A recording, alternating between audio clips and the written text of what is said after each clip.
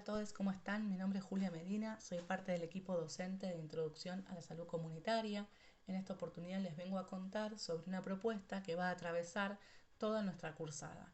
La idea es que podamos agudizar nuestra mirada sobre nuestros análisis, nuestros abordajes y nuestras intervenciones desde una perspectiva de géneros. Como lo han escuchado alguna vez o muchas veces, nuestras sociedades se caracterizan como sociedades patriarcales. Esto quiere decir que uno de los ejes vertebradores de poder y de desigualdad en nuestra sociedad está basado en las identidades de géneros. Esta estructura de poder ubica a los varones cis en un lugar de privilegio frente a otras identidades como mujeres cis, trans, travestis, intersex, no binarias, lesbianas y otras identidades.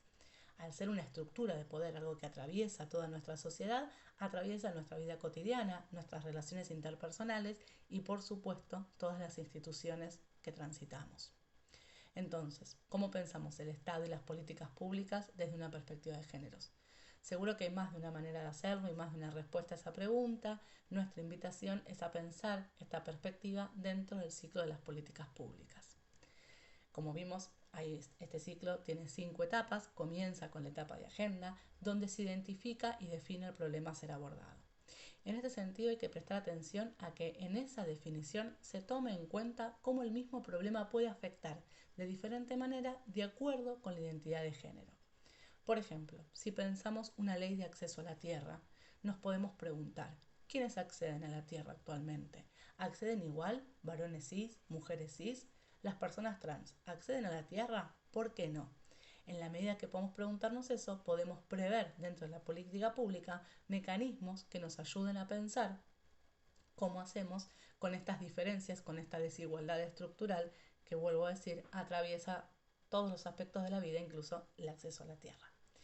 Para contemplar la perspectiva de géneros en la etapa de agenda es fundamental que miremos y observemos cuáles son las voces en la definición del problema.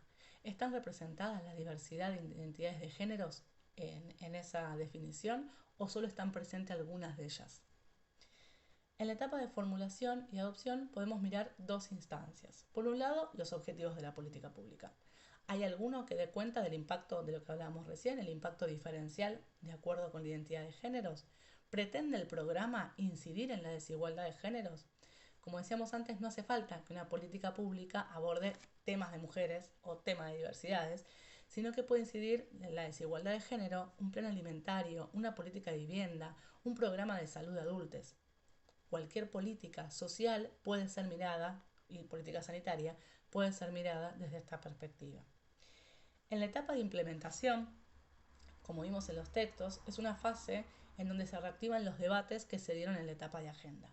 Parte de esos debates se pueden transformar en este momento en resistencias a los abordajes con perspectiva de géneros, sobre todo de sectores que quieren conservar y fortalecer su lugar de privilegio.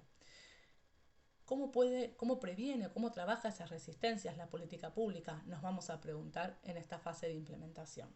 Y acá volvemos con los ejemplos que a veces nos sirven para entender un poco mejor los conceptos. Actualmente estamos en la fase de implementación de la Ley de Interrupción Voluntaria de Embarazo y se reactivan muchos de los debates que tuvimos en la etapa de agenda, ahora corporizados en médicos y equipos de salud que se niegan a realizar las prácticas en las formas adecuadas y libres de violencia. Pero la política pública pudo prever algunas de estas resistencias y pudo generar algunos mecanismos. Por ejemplo, la sensibilización, la capacitación o inclusive dentro de la ley está prevista la sanción para aquellos equipos que no cumplan con la ley en los plazos y en los términos que la ley lo dice. Por último está la etapa de evaluación. Y acá vamos a retomar fases anteriores.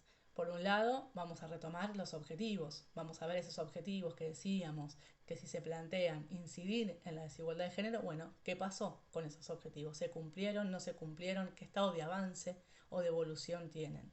Y otra cosa que es muy importante retomar en la etapa de evaluación es algo que dijimos de la etapa de agenda. Y es recuperar que en la evaluación tienen que volver a aparecer todas las voces y volvemos a decir autorrepresentadas, ¿no? Que puedan estar hablando en primera persona y no representadas por otros que no siempre representan los mismos intereses. Para eso también hay que garantizar espacios de participación genuina y convocar a todas las instituciones que están involucradas.